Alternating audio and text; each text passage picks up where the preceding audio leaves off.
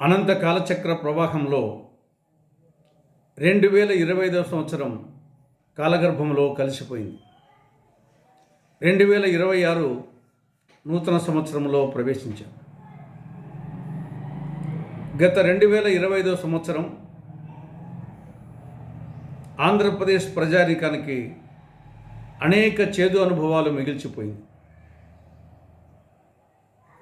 2025 సంవత్సరంలో రాష్ట్రం అప్పుల కుప్పైంది.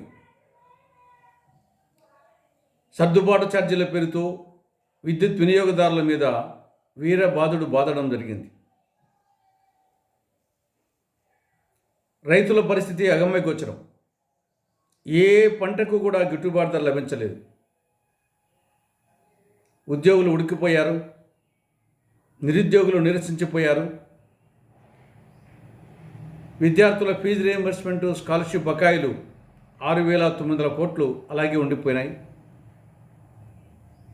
ప్రభుత్వ వైద్య కళాశాలలను ప్రైవేట్ పరం చేస్తూ జీవో 590 జారీ చేయడం ఒక చారిత్రక తప్పిదం. మద్యం, డ్రగ్స్, గంజాయి విచ్చలవిడైపోయినాయి. రాష్ట్రానికి సంజీవని లాంటి ప్రత్యేక హోదా అమలు కాలేదు. రాయలసీమకు, ఉత్తరాంధ్రకు బుందేల్ఖండ్ తరహా స్పెషల్ డెవలప్మెంట్ ప్యాకేజీ అమలు కాలేదు. కడపలో శైలాధ్వర్యంలో స్టీల్ ప్లాంట్ కానీ, దుగరాజపట్నం ఓడరేవు కానీ నిర్మాణం కాలేదు. రాజధాని పనులు అనుకున్నంత వేగంగా జరగడం లేదు. పోలవరం ప్రాజెక్టు నత్తనడక సాగుతూ ఉంది.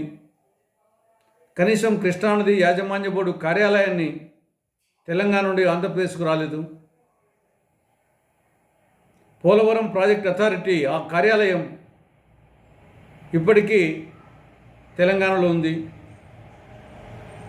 17 కేంద్రీయ సంస్థల నిర్మాణం నత్తనడకన సాగుతూ ఉంది.